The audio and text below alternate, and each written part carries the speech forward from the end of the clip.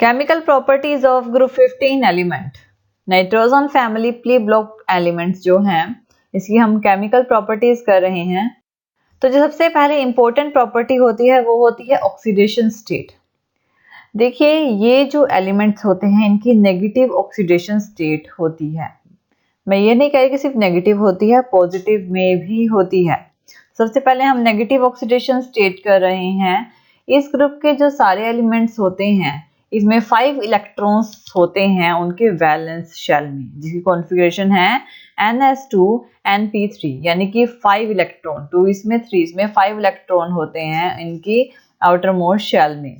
और इनको अपनी आउटर मोस्ट शेल कंप्लीट करने के लिए सिर्फ 3 इलेक्ट्रॉन्स की रिक्वायरमेंट होती है। यानी अगर इनको 3 इलेक्ट्रॉन्स मिल जाते हैं तो ये नोबल गैस कॉन्फ़िगरेशन अटेन कर लेते हैं।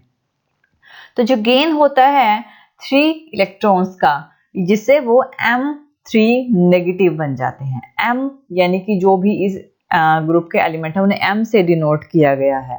तो ये 3 इलेक्ट्रॉन्स लेके क्या करते हैं, M3 नेगेटिव बन जाते हैं। लेकिन इसके लिए इनको लार्ज अमाउंट ऑफ एनर्जी की रिक्वायरमेंट होती है। अब यहाँ पे इस ग्रुप में जो नाइट्रोजन होता है, ये प्रोसेस सिर्फ नाइट्रोजन के लिए ही होता है, यानी कि सिर्फ N ही 3 नेगेटिव फॉर्म करते हैं। ऐसे N3 नेगेटिव यानी फॉर्म करके यानी लेकर वो नाइट्राइड बना लेते हैं। इसमें ऑक्सीडेशन जो स्टेट होती है वो -3 होती है और नाइट्राइड्स होते हैं। ऐसे ही इसमें जो दूसरे एलिमेंट होते हैं, अगर नाइट्रोजन को छोड़ दें, यानी कि फॉस्फोरस, आर्सेनिक, जो हमारे दूसरे एलिमेंट्स हैं इसके, एंटीमनी, बिस्मिथ, ये जो एलिमेंट्स हैं नाइट्रोजन को छोड़कर, जो बाकी एलिमेंट्स होते हैं वो कोवेलेंट कंपाउंड्स होते हैं और वो मेटेलिक, जैसे जैसे अप टू डाउन जाते हैं metallic formation, metallic properties increase करती हैं। तो क्या होते हैं कि नाइट्रोजन को छोड़कर बाकी जो सारे एलिमेंट्स होंगे वो कोवेलेंट कंपाउंड्स होंगे। तो यहाँ पर जो टेंडेंसी होती है, ये जो एलिमेंट्स होते हैं जो कि -3 ऑक्सीडेशन स्टेट को रिप्रेजेंट करते हैं, यहाँ ये डिक्रीज होती है oxidation state, -3 oxidation state decrease होती है जैसे ही हम ग्रुप में डाउनवर्ड डायरेक्शन में मूव करते हैं नाइट्रोजन से बिस्मथ तक, क्योंकि डिक्रीज होती है इनकी इलेक्ट्रोनेगेटिविटी जैसे हम अप टू डाउन मूव करते हैं, और आयनाइजेशन एंथैल्पी भी। अब दूसरी होती है positive oxidation state. Positive oxidation state क्या होती है कि इस ग्रुप के जो सारे एलिमेंट्स होते हैं उनकी पॉजिटिव ऑक्सीडेशन स्टेट +3 भी हो सकती है और +5 भी हो सकती है। जैसे ही हम ग्रुप में डाउनवर्ड डायरेक्शन में मूव करते हैं तो वैसे वैसे जो स्टेबिलिटी होती है +5 ऑक्सीडेशन स्टेट की डिक्रीज होने लग जाती है, लेकिन जो +3 की ऑक्सीडेशन स्टेट है वो इंक्रीज होने लग जाती है, क्योंकि ये इनर्ट पेयर इफेक्ट की वजह से होता है। +5 ऑक्सीडेशन स्टेट बिस्मिथ के लिए होती है जो कि लेस स्टेबल होती है, ठीक है ना। बिस्मिथ के लिए जो कि सबसे लास्ट एलिमेंट है, इसकी +5 ऑक्सीडेशन स्टेट होती है जो कि लेस स्टेबल होती है +5 से। अब यहाँ पर यानी Sb यानी यहाँ पे एंटीमनी से लेस होती है ये। अब यहाँ पे क्या होगा कि नाइट्रोजन जो है, अगर इसकी फॉर्मेशन देखें, बहुत ज़्यादा एनर्जी की रिक्वायरमेंट होती है इनको अपने 5 इलेक्ट्रॉन्स को लूज करने के लिए, क्योंकि अगर आप ये एलिमेंट्स अपने 5 इलेक्ट्रॉन को लूज करते हैं, प्लस स्टेट लेते हैं, तो M5 पॉजिटिव हो जाएंगे। तो इन्हें बहुत ज़्यादा एनर्जी की रिक्वायरमेंट होती है जिसे हम फॉर्म नहीं कर सकते, ठीक है। जो सारे कंपाउंड होते हैं ग्रुप 15 के वो इनकी +5 ऑक्सीडेशन स्टेट होती है, और जैसे कि PF5, PCl5 ऐसे होती हैं। जो एलिमेंट्स होते हैं इस ग्रुप के दोनों होते हैं, आयनिक भी होते हैं और कोवेलेंट कंपाउंड्स भी होते हैं +3 ऑक्सीडेशन स्टेट में। अब यहाँ की जो कोवेलेंट कैरेक्टरिस्टिक्स होती हैं वो डिक्रीज होती हैं इस फॉर्मेशन में। नाइट्रोजन की सबसे ज्यादा होती है, सबसे लास्ट बिस्मिथ की होती है। अगर हम कंपाउंड्स देखें, NH3, NH2, NH2, NH2OH, N2, N2O, NO, N2O3, NO2, N2O5, इन सब की अलग अलग ऑक्सीडेशन स्टेट होती है।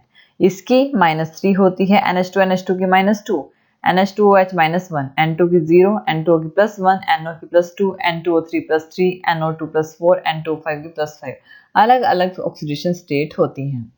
नेक्स्ट होती हैं डिसप्रपोर्शन।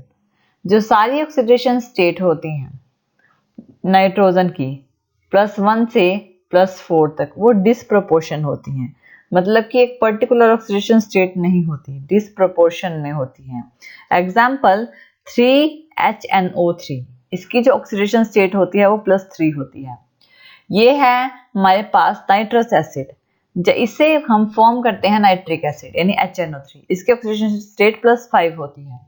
और साथ में नाइट्रिक ऑक्साइड भी प्रोड्यूस होता है, ऑक्सीडेशन स्टेट +2 होती है और H2O प्रोड्यूस होता है। ऐसे ही फॉस्फोरस के केस में जो होता है, फॉस्फोरस में सारी जो इंटरमीडिएट ऑक्सीडेशन स्टेट होती है वो -3 से +5 तक होती हैं, -3 से +5 तक। जैसे कि फॉस्फोरस एसिड H3PO3, ये फॉस्फोरस एसिड है, इसकी ऑक्सीडेशन स्टेट +3 होती है। इससे हमारे पास फॉस्फोरिक एसिड बनता है H3PO4, इसकी ऑक्सीडेशन स्टेट +5 होती है। और PH3, इसकी ऑक्सीडेशन स्टेट -3 होती है। तो अलग अलग ऑक्सीडेशन स्टेट होते हैं। नाइट्रोजन की जो होती है वो क्या होती है +1 से +4 तक, और ऐसे ही जो फॉस्फोरस की है यहाँ इस कंडीशन में -3 से +5 तक है। तो अलग अलग ऑक्सीडेशन स्टेट होते हैं, इसी वजह से इन्हें डिसप्रोपोर्शन बोला गया है। अब हम देख लेते हैं ट्रेंड्स ऑफ केमिकल रिएक्टिविटी, जिसमें सबसे पहले है रिएक्टिविटी टुवर्ड हाइड्रोजन। देखिए, जब भी इस ग्रुप के एलिमेंट्स यानी ग्रुप 15 के एलिमेंट्स हाइड्रोजन के साथ मिलते हैं तो हाइड्राइड्स की फॉर्मेशन करते हैं। जैसे कि सबसे पहले है नाइट्रोजन। नाइट्रोजन H3 के साथ मिलके NH3 बनाएगा, जिसे कि एमोनिया बोलते हैं।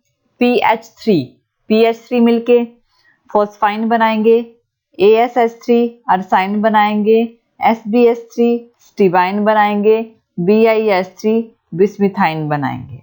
तो ये क्या है, हाइड्राइड्स फॉर्मेशन करते हैं। इसकी प्रिपरेशन देख लेते हैं। ये जो हाइड्राइड्स हैं अलग अलग मेथड से प्रिपेयर किए जाते हैं। इनकी प्रिपरेशन जो होती है magnesium nitride, calcium phosphide, zinc arsenide, magnesium stibide और मैग्नीशियम बिस्मिथाइड से बनाई जाती है। फॉर एग्जांपल ये बाइनरी मेटल, ये जो हाइड्रोलाइसिस होती है वो बाइनरी मेटल कंपाउंड्स होते हैं, प्रिपेयर किए जाते हैं जो कोरिस्पोंडेंस बाइनरी मेटल कंपाउंड से। बाइनरी मेटल कंपाउंड्स जैसे कि मैग्नीशियम नाइट्राइड Mg3N2 जब ये 6H2O के साथ रिएक्ट करता है तो यहाँ से NH3 यानी कि अमोनिया क्रिएट होता है। ऐसे ही Ca3P2 कैल्शियम फॉस्फाइड अगर CH2 के साथ रिएक्ट करेगा तो यहाँ से फॉस्फाइन प्रोड्यूस होगा 2PH3। ऐसे ही ZN3AS2 यानी जिंक आर्सेनाइड, अगर ये 6HCl के साथ रिएक्ट करेगा तो अरसाइन यानी कि 2ASH3 प्रोड्यूस होगा।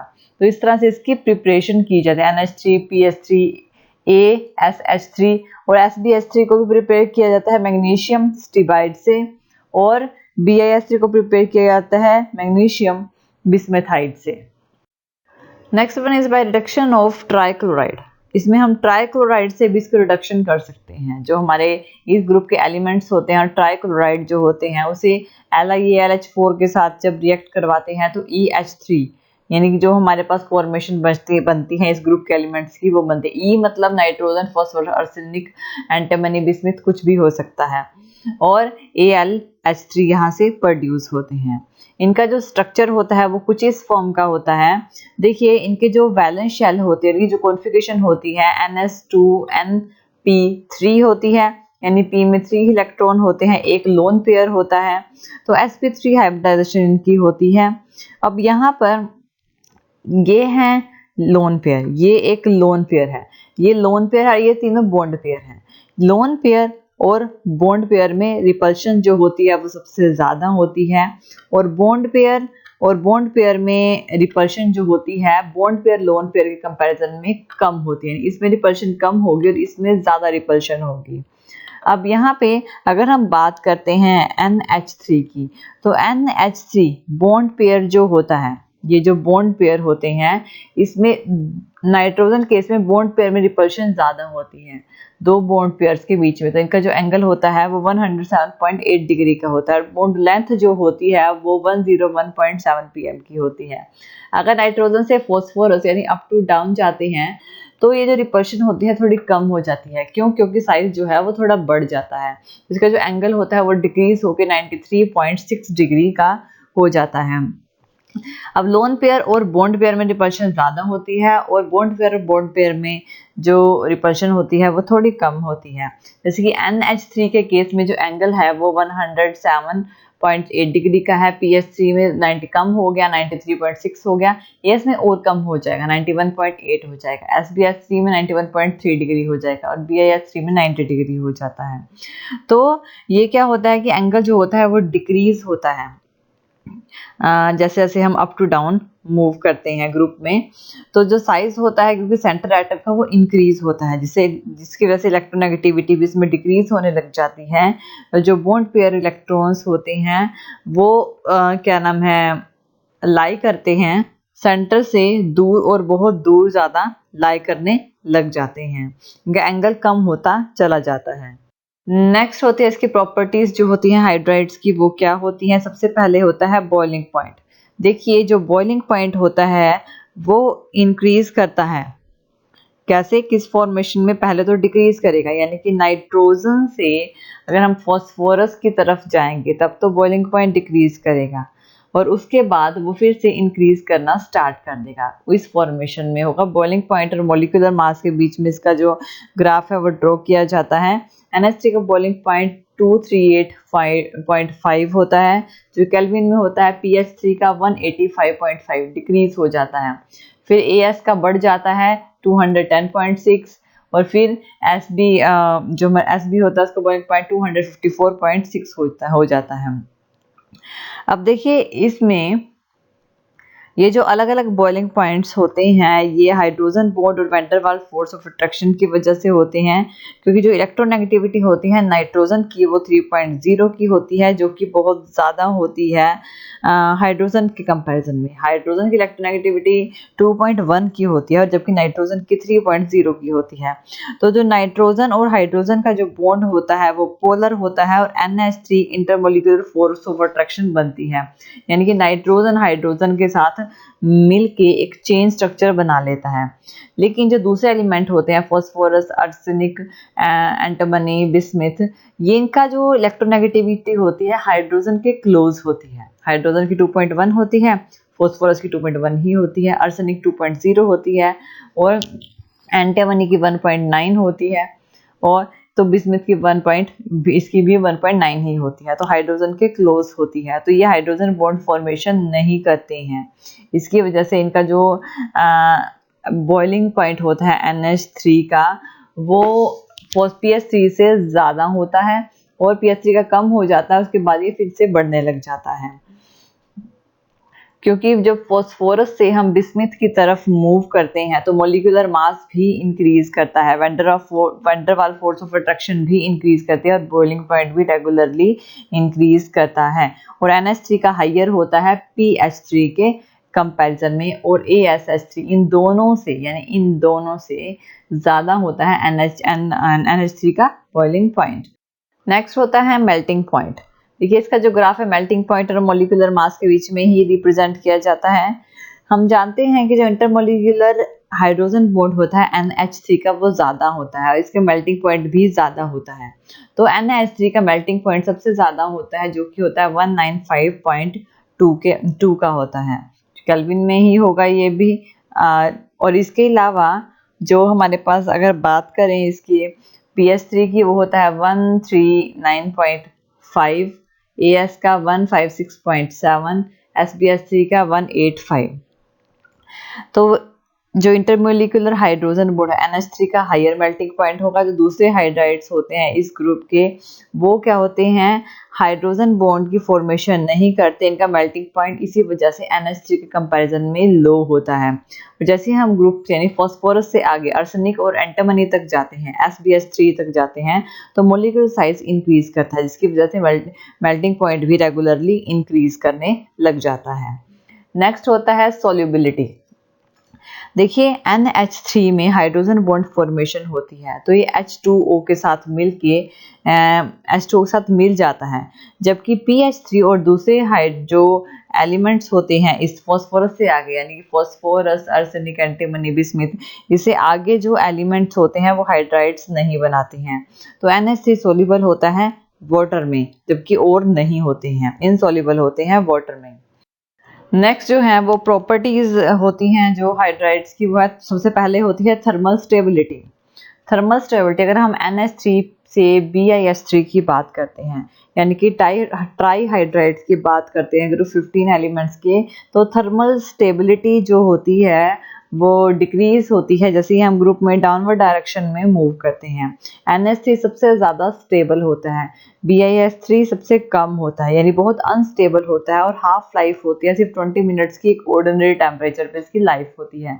तो NH3 की जो थर्मल स्टेबिलिटी होती है वो सबसे ज़्यादा होती है, जबकि BiH3 की सबसे कम होती है। नेक्स्ट होती है रिड्यूसिंग कैरेक्टरिस्टिक्स इंक्रीज, जैसे क्योंकि देखिए थर्मल स्टेबिलिटी की बात कर रहे हैं, जैसे ही हम ग्रुप में डाउनवर्ड डायरेक्शन में मूव करते हैं, जो साइज होता है सेंटर एटम का इंक्रीज होता है, जिसकी वजह से जो टेंडेंसी होती है कोवलेंट बॉन्ड की हाइड्रोजन बॉन्ड के साथ, वो भी डिक्रीज होने लग जाती है। इसी वजह से थर्मल स्टेबिलिटी क्या होती है, वो कम होती है, डिक्रीज होती चली जाती है। नेक्स्ट होता है रिड्यूसिंग कैरेक्टरिस्टिक्स भी जो होते ग्रुप के, जैसे हम ग्रुप में डाउनवर्ड डायरेक्शन में मूव करते हैं, रिड्यूसिंग कैरेक्टरिस्टिक्स इंक्रीज करती हैं। क्यों? क्योंकि नाइट्रोजन का हाइड्रोजन के साथ अच्छा बॉन्ड होता है, और डाउनवर्ड डायरेक्शन में जाते हुए बॉन्ड कम होता चला जाता है, तो इसकी वजह से रिड्यूसिंग कैरेक्टरिस्टिक्स क्या होंगी, इंक्रीज करती चली जाती हैं। और इसमें BiH3 की रिड्यूसिंग कैरेक्टरिस्टिक्स सबसे ज़्यादा होती है, जबकि NH3 की सबसे कम होती है। नेक्स्ट जो होते हैं हमारे, वो होते हैं बेसिक कैरेक्टरिस्टिक्स। बेसिक कैरेक्टरिस्टिक्स जो होंगी वो डिक्रीज होंगी डाउनवर्ड डायरेक्शन में, जैसे कि हम मूव करते हैं। जो सारे हाइड्राइड्स होते हैं ग्रुप 15 एलिमेंट्स में, इसमें क्या होता है, एक लोन पेयर होता है इलेक्ट्रॉन्स का उसके सेंटर एटम के साथ, जो कि लेविस बेस की तरह काम करता है। और जो बेसिक कैरेक्टरिस्टिक्स होती हैं, जैसे हम डाउनवर्ड डायरेक्शन में यानी NH3 से BH3 तक मूव करते हैं, वो डिक्रीज करती हैं। NH3 जो होगा वो स्ट्रॉन्ग बेसिक होगा, फॉर्मेशन होगी साल्ट की, और जबकि जो दूसरे हैं, यानी अगर PH3 की बात करें तो ये वीक बेस होता है, यानी कि ये स्ट्रॉन्ग बेस होता है, ये वीक बेस होता है। और ASH3, SBH3 और BiH3 ये बेसिक नहीं होते हैं, तो इसी वजह से बेसिक कैरेक्टरिस्टिक्स डिक्रीज कहते हैं हम, होती है अगर हम डाउनवर्ड डायरेक्शन में मूव करते हैं। ये इनमें क्या होगा कि इनकी जो डेंसिटी है इलेक्ट्रॉन्स की सेंटर में डाउनवर्ड डायरेक्शन में बढ़ती है, क्योंकि सेंटर एटम जो है उसका साइज जो होता है वो इंक्रीज करता है, और जो लोन पेयर होता है इलेक्ट्रॉन्स के, वो लार्ज लोन इलेक्ट्रॉन्स के वो ऑक्यूपाई करते हैं लार्ज वॉल्यूम, जिसकी वजह से इलेक्ट्रॉन डेंसिटी जो होती है उस पर इफेक्ट पड़ता है, और बेसिक कैरेक्टरिस्टिक्स डिक्रीज करेंगी अप टू डाउनवर्ड डायरेक्शन में जाते हुए। Thank you for watching this video. और ज़्यादा अपडेटिंग वीडियोस के लिए आप हमारे चैनल लर्न एंड ग्रो पे हमें सब्सक्राइब कर सकते हैं। Thank you.